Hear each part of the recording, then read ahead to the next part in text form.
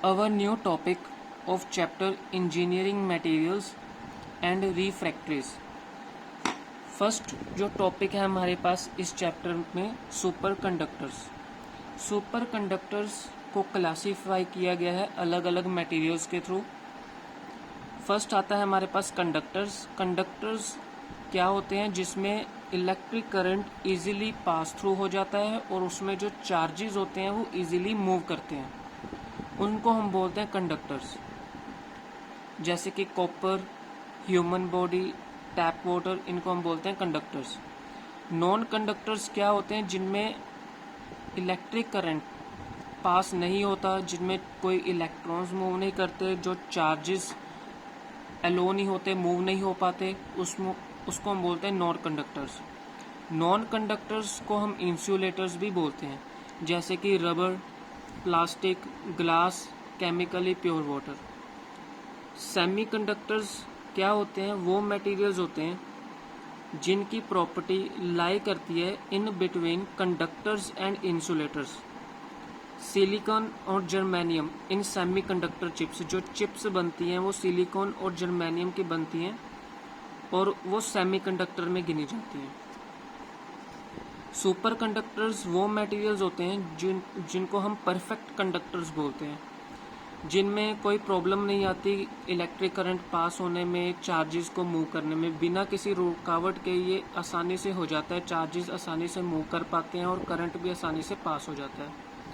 जिनमें electrical resistance क्या होता है? ज़ीरो होता है, कोई रुकावट नहीं आती। अब हमारे पास नेक्स्ट टॉपिक है टाइप्स ऑफ सुपर कंडक्टर्स। इसमें दो टाइप होती हैं, type first super conductor and type two super conductors. First हमारे पास है type first super conductors. Type first super conductors में क्या आता है? इसमें दो स्टेट्स एग्जिस्ट करती हैं, एक नॉर्मल स्टेट, एक सुपर कंडक्टिंग स्टेट। ठीक है, जैसे कि एल्यूमिनियम, इंडियम, लेड, ये इसकी एग्जांपल होती हैं। टाइप फर्स्ट सुपर कंडक्टर्स क्या होते हैं? ये एग्जिस्ट करते हैं दो स्टेट्स में, एक तो नॉर्मल स्टेट होती है जैसे कि कंडक्टर, एक होता है सुपर कंडक्टिंग स्टेट्स। ठीक है, सुपर कंडक्टिंग अभी हमने पढ़ा है कि जिसमें इलेक्ट्रिकल रेजिस्टेंस क्या होती है? ज़ीरो होती है।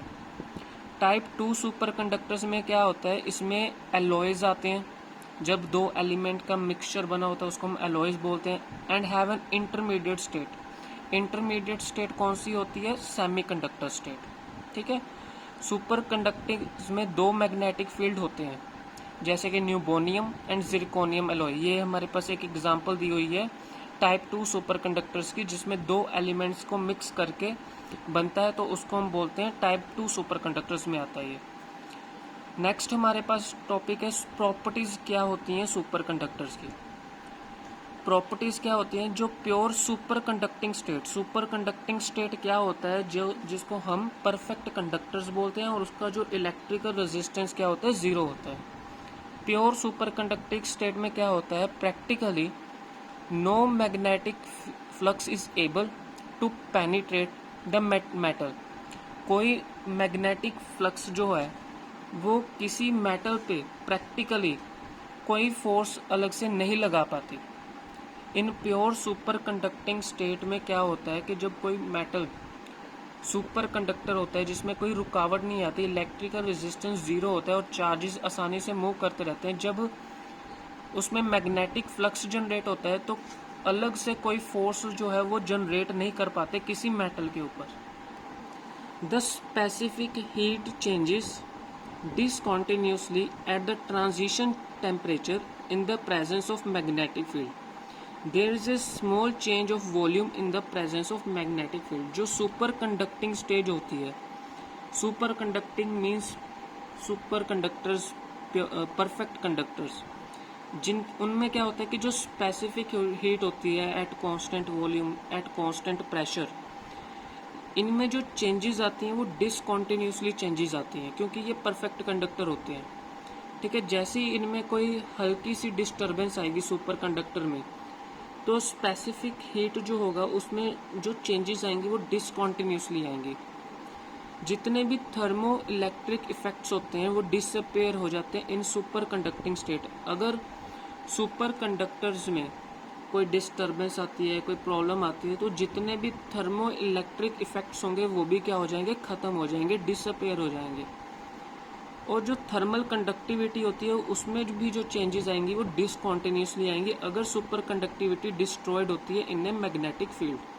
ठीक है, थर्मल कंडक्टिविटी क्या होती है कि किस मटेरियल में कितनी क्षमता है कि वो उस हीट कितनी मतलब ट्रांसफ़र हो पाएगी, ज़्यादा होगी, कम होगी, तो वो थर्मल कंडक्टिविटी के ऊपर डिपेंड करता है। तो उसमें भी जो चेंजेस आएंगी वो डिसकॉन्टिन्यूसली आएंगी। एप्लीकेशंस क्या होते हैं सुपर कंडक्टर से, कहाँ कहाँ पे यूज़ होता है? फास्ट डिजिटल सर्किट्स में ये यूज़ होता है। पावरफुल सुपर कंडक्टिंग इलेक्ट्रोमैग्नेट्स जिनमें MRI मैग्नेटिक रेजोनेंस इमेजिंग होती है, न्यूक्लियर मैग्नेटिक रेजोनेंस मशीन्स होती हैं, यहाँ पे जो है सुपर कंडक्टर्स यूज़ होते हैं। लो लॉस पावर केबल्स, जो पावर केबल्स होती हैं वहाँ पे भी सुपर कंडक्टर जो है यूज़ किया जाता है। माइक्रोवेव फिल्टर्स, जो माइक्रोवेव फिल्टर्स होते हैं, फॉर एग्जांपल जो मोबाइल फ़ोन बेस स्टेशन होते हैं या military ultra sensitive selective receivers होते हैं जो सिग्नल रिसीव करते हैं, वो भी क्या होते हैं, सुपर कंडक्टर्स जो है यहाँ पे यूज़ होते हैं। इलेक्ट्रिक मोटर्स हो गए, जनरेटर्स हो गए, तो यहाँ पे भी जो है सुपर कंडक्टर्स जो है यूज़ किया जाता है। नेक्स्ट हमारे पास जो टॉपिक है वो है रिफ्रैक्टरीज।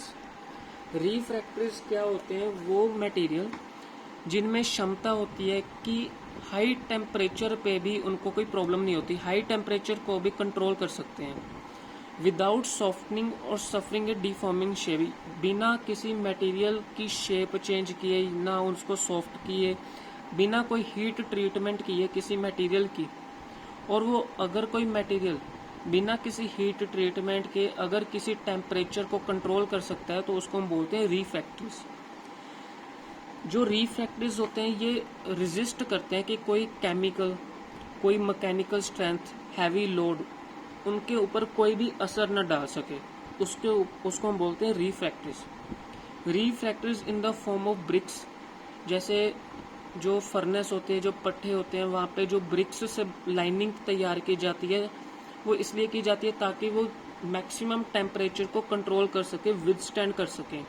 और ये टैंक्स में इस्तेमाल किया जाता है, converters, kilns, they are manufacture of metals हो गए, सीमेंट जो बनते हैं, सीमेंट की मैन्युफैक्चरिंग होती है, मेटल्स की मैन्युफैक्चरिंग होती है, स्टील की मैन्युफैक्चरिंग होती है, ग्लास की मैन्युफैक्चरिंग होती है, सिरामिक्स हो गए, पेपर हो गए। तो ये सब जो मैन्युफैक्चरिंग होती है ये रिफ्रैक्टरीज जहाँ पे लाइनिंग की जाती है ताकि ये हाई टेम्परेचर को विदस्टैंड कर सके। Those materials which can withstand temperature, जो material up to 1580 degree Celsius तक टेम्परेचर को कंट्रोल कर सकते हैं उनको हम बोलते हैं लो रिफ्रैक्टरीज। और वो मटेरियल्स जो टेम्परेचर कंट्रोल कर सकते हैं 1760 डिग्री सेल्सियस तक, उसको हम बोलते हैं हाई रिफ्रैक्टरीज। अब हमारे पास कैरेक्टरिस्टिक्स हैं गुड रिफ्रैक्टरीज की। It should be able to withstand high temperature. Refractories हम ऑलरेडी पढ़ चुके हैं कि किस लिए होता है, ताकि हाई टेम्परेचर को ये कंट्रोल कर सके। इसके ऊपर कोई कोरोसिव गैस, स्लैग, कोई मेटेलिक लिक्विड इसके ऊपर कोई अफेक्ट न डाल सके। कोई thermal shock due to rapid या कोई चेंज आ रहा है टेम्परेचर में, उससे भी कोई अफेक्ट जो है रिफ्रैक्टरीज पे नहीं होना चाहिए। या अगर कोई ओवरलाइंग लोड हो रहा है किसी स्ट्रक्चर के ऊपर, तब भी जो है रिफ्रैक्टरीज के ऊपर कोई अफेक्ट ना आ सके। It should possesses a good resistance to thermal spalling. It should possesses low permeability. It should not crack at operating temperature, मतलब कोई क्रैक भी ना आ सके। It should be heat, corrosive and abrasion resistant. किसी तरह के हीट रेजिस्टेंट ना हो, corrosion रेजिस्टेंस का भी कोई इफेक्ट ना हो, ना ही कोई मॉइस्चर इफेक्ट एब्रेशन रेजिस्टेंट हो। Thank you.